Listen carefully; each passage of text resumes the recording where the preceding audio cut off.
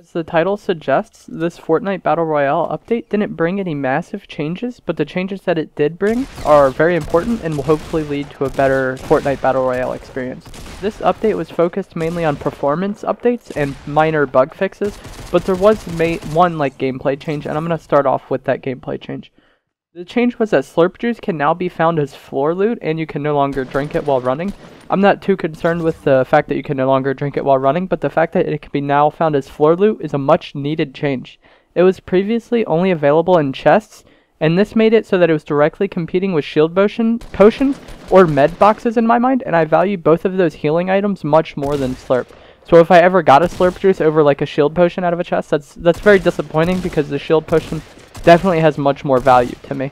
It being available as floor loot means it pretty much is competing with like everything, and that you'll run into it more often. I'm not really concerned with the fact that it's competing with everything on the floor loot because, like I said, you can find literally anything there, so it's really not competing with anything. But when there's a limited pool of things that you can get out of the chest, and it's like limiting you from getting shield potions, that was very annoying.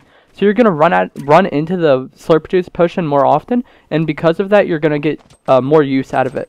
As it was before, it was very rare since it was only in the chests. So if you wanted to use it, you likely had to have it on your character from a previous chest that you looted. This healing item has some good uses, but they are all very situational in my mind. It just wasn't worth taking up 2 inventory slots for healing. Because likely you were going to have slurp juice and bandages. That's why people thought slurp juice was so good, because you could combine it with bandages to heal to 100, but then you're taking 2 healing items. Pretty much the only time I'm going to take 2 healing items is if I'm taking a shield potion and or bandages or med box. If I have excess shield potions, I'm definitely going to take those, because shield potions really can just lead to you winning the game outright. But I'm not going to limit my firepower just so I can heal to 100 off bandages. Being able to only hold 3 other weapons is kind of bad, because you're probably going to want a rifle, you're going to want a shotgun, and then in that 3rd slot you might have something like a sniper or like a rocket or something. You want like more situational weapons, whereas if you just had like med boxes and then you had 4 other slots for firepower, you could have a rifle, a shotgun, a sniper, and some sort of rocket thing, or maybe an extra rifle or something. It just allows you to have more firepower, and in solos or duos, the more firepower you can carry on your character, it's generally better. In squads, you can kind of spread the roles around, like maybe have one guy that has the rockets and one guy that has like an abundance of healing items and such. But if you're playing solos or duos, it is much harder to carry a lot of these more situational healing items.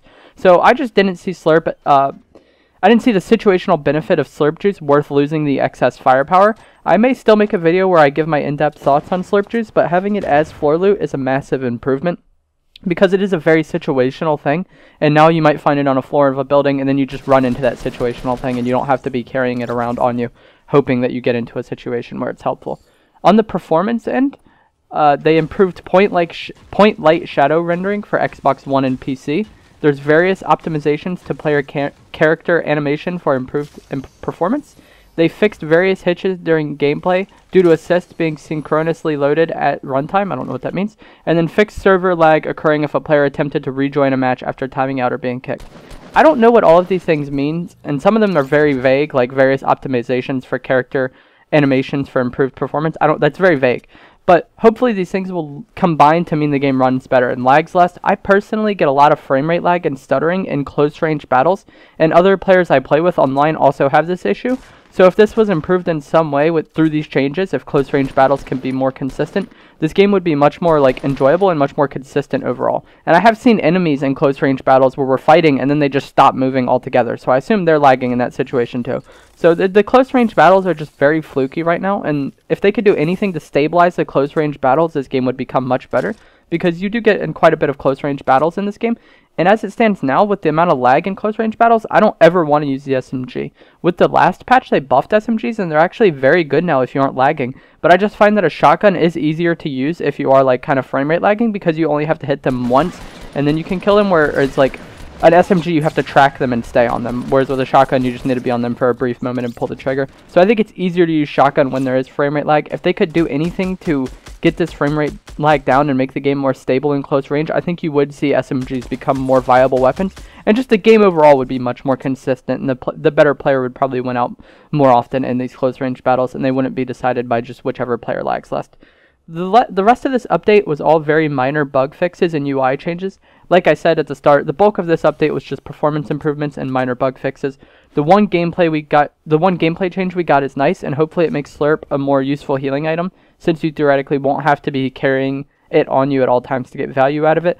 But if they continue to focus on performance until it is like in the best place that it can be, and then start focusing on gameplay changes, I think Fortnite Battle Royale will be a very good game. As it is now, the weapon balance is okay, and just the overall gameplay is good. It's really just the performance that's holding it back. So if they can ever get it very stable, this game is going to be much better, because it already is a very fun game and a very enjoyable game to play, in my opinion.